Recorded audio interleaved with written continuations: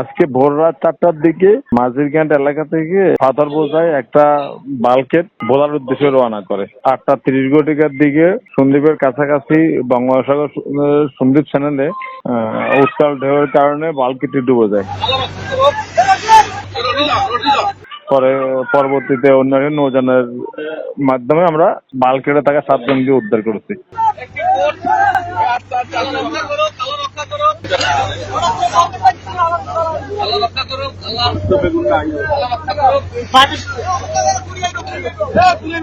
আমার জালের মধ্যে লাগবে না।